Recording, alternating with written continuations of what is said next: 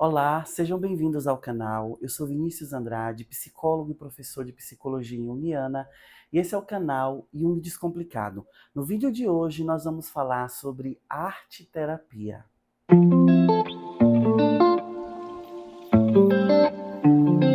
Nós poderíamos definir a arte-terapia de diversas maneiras, mas tem uma definição que eu gosto bastante, onde a gente diz que a arte-terapia é uma modalidade terapêutica que propõe o uso da arte, o uso da expressão artística como ferramentas do processo terapêutico.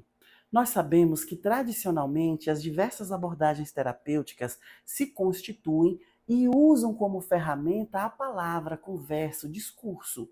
A palavra é sempre bem-vinda num processo terapêutico, mas num processo com arte-terapia, a gente entende que existem algumas limitações na palavra. Uma dessas questões está no fato de que quando a gente conta uma experiência de dor, a gente narra uma experiência de violência, de abuso, a gente revive emocionalmente. Porque quando a gente fala, a gente usa a palavra, a gente puxa na memória a nossa cognição e a gente acaba revivendo uma experiência de dor, uma experiência traumática. A palavra apela para a nossa racionalidade. Quando a gente vai para a terapia, a gente pensa o que a gente vai falar e a gente pensa também o que a gente não vai falar. Porque a palavra puxa para esse lugar de organização e a palavra também puxa para o lugar do controle. Você controla o seu discurso quando você está no setting. Uma outra questão é que a palavra tem pontos cegos. Tem experiências que a gente não consegue traduzir em palavras e tem experiências subjetivas que são inconscientes. E a nossa consciência não tem acesso direto a essas vivências. Sem contar que a palavra, o uso da língua, da linguagem, é uma forma de expressão que a gente aprende. A língua portuguesa, a língua inglesa, é um código aprendido e ensinado. A gente passa a vida aprendendo. Ao contrário da expressão artística. A expressão artística é uma expressão natural ao ser humano. Uma criança de qualquer lugar do mundo, ela que ainda não sabe falar, que ainda não aprendeu o código linguístico, se você entregar a ela um giz de cera, um hidrocor, um lápis de cor, ela vai sair riscando, desenhando, pintando o papel, a parede, porque é uma expressão natural ao ser humano. Basta a gente lembrar que há muitos e muitos anos atrás, o homem ainda não dominava o código linguístico, mas ele já desenhava, registrando as suas experiências nas paredes das cavernas. A arte, então, é uma linguagem muito mais próxima da nossa constituição psíquica. Até porque, enquanto a palavra apela para o racional, a arte apela para o emocional. Muitas vezes, as nossas emoções ainda não estão elaboradas e a gente não sabe dar palavras para o que a gente está sentindo. Mas se eu peço para uma pessoa que represente essa dor e ela pega um papel e ela pinta o papel todo de vermelho, ali ela está expressando, ela está entrando em contato com as suas emoções e a gente está trazendo a força do simbólico para o setting terapêutico, o que é extremamente interessante para a abordagem junguiana. A arte pode ser, então, uma ferramenta menos dolorosa para a gente falar da gente, das nossas dores, dos nossos traumas. Sem contar que na expressão artística, a gente não usa o controle que a gente usa na palavra. Se a gente se abre, se entrega e permite que a produção flua, os nossos conteúdos vão surgindo de maneira muito espontânea. Porque a arte tem um funcionamento que é muito próximo do funcionamento do nosso inconsciente.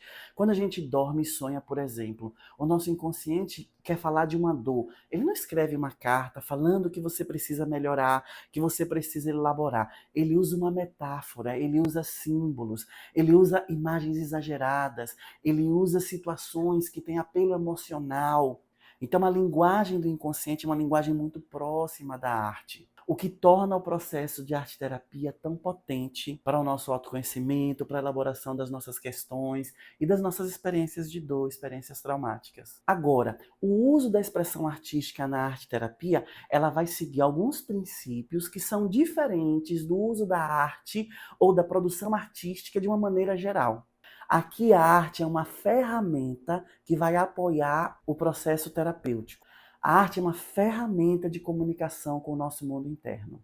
Então, se numa apresentação de teatro, se numa produção visual, se numa apresentação musical, o valor estético ele tem um peso muito forte, aqui o valor estético não tem importância. O valor da produção na arte-terapia é o valor projetivo, é um entendimento de quando eu pinto no papel, quando eu desenho, quando eu faço uma colagem, eu estou projetando as minhas emoções, eu estou derramando o meu mundo interno. É como se as produções pudessem ser pensadas como um autorretrato da psique.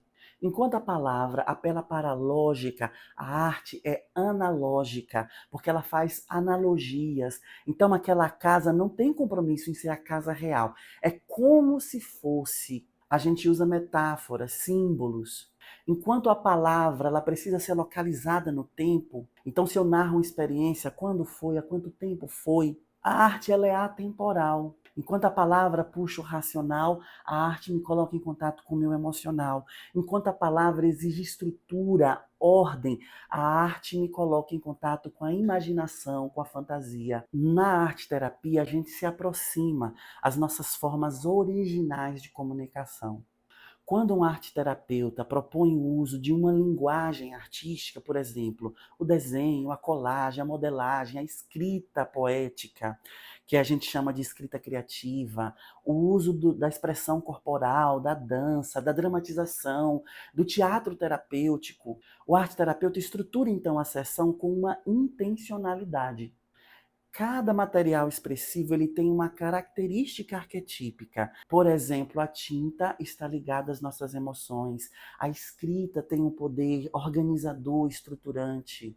A modelagem tem conexão direta com a nossa função criativa e permite que a gente dê uma tridimensionalidade à nossa produção. Então, as sessões de arte-terapia, seja em atendimento individual, seja em grupo, elas são pensadas, estruturadas para promover a melhor expressão de acordo com a demanda que o cliente apresenta.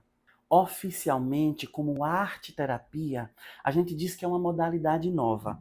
Embora a arte-terapia ela já exista há muitos e muitos anos. Na psicologia, a gente tem Jung como um dos grandes precursores do uso da arte no processo terapêutico. Enquanto ele atendia, ele pedia aos pacientes que pintassem, que desenhassem, ele usava mandalas. Já nos dias de hoje, a arte-terapia é uma modalidade terapêutica que está em caminhos de ser reconhecida como profissão no Brasil. Ela já é reconhecida como uma das PICs, uma prática integrativa complementar em saúde. Existem inúmeras pesquisas, revistas científicas, grupos de pesquisa acontecendo em todo o país, fomentando a produção, validando esse processo e trazendo mais segurança para nós, arteterapeutas, e para as pessoas que buscam essa modalidade de atendimento. É importante dizer que, para fazer um processo com arte-terapia de maneira cuidadosa, é importante a gente procurar um profissional que tenha formação em arte-terapia. A formação em arte-terapia ela é ofertada na modalidade de pós-graduação e que tenha registro em uma das associações de arte-terapia estaduais espalhadas por todo o Brasil. Nós temos a União Brasileira das Associações de Arte-Terapia, que é a instituição que define parâmetros para a formação, que fiscaliza, através das associações, a prática da arte-terapia, para que ela possa acontecer de maneira ética e de maneira segura. Da mesma forma, se você quiser cursar a arte-terapia, se tornar um arte-terapeuta, é muito importante que você busque uma pós-graduação ou um curso de formação que seja credenciado ao BAAT. E eu não poderia fechar esse vídeo sem falar de alguém que é uma grande inspiração para a arte-terapia no Brasil. É a pessoa que é precursora do uso da arte-terapia no Brasil. E eu estou falando da doutora Nise da Silveira. Nise da Silveira foi uma médica, psiquiatra, nordestina, que foi uma das grandes influências na reforma psiquiátrica no Brasil. Ela idealizou o trabalho arte-terapêutico em uma das unidades de terapia ocupacional dentro de uma instituição psiquiátrica. Ela teve contato direto com Jung, ela foi conhecer Jung, né? Ela é a grande precursora da psicologia junguiana no Brasil também. Seu trabalho está registrado através de livros da autoria dela, diversos livros falando sobre o trabalho dela. Aqui no próprio YouTube você pode encontrar o documentário Imagens do Inconsciente, que é um documentário produzido a partir de um livro dela, onde ela narra a experiência com o uso da arte em seus pacientes. E a gente tem um documentário estrelado por Glória Pires, Nise e o Coração da Loucura. Você já conhecia essa modalidade? Já tinha escutado falar em arte-terapia? Você trabalha, já passou pela experiência? Me conta aqui nos comentários que eu vou adorar continuar essa conversa. E para você não perder conteúdo nenhum de arte-terapia, de psicologia junguiana, se inscreve aqui no canal, ativa as notificações, compartilha esse vídeo, que assim o nosso canal vai crescendo e todos nós ganhamos com isso. Bom, eu espero que você tenha gostado de conhecer um pouquinho da arte-terapia. Vai aparecer aqui na tela final um link para você assistir um vídeo sobre técnicas junguianas e mergulhar ainda mais nesse universo. Um grande abraço e até a próxima!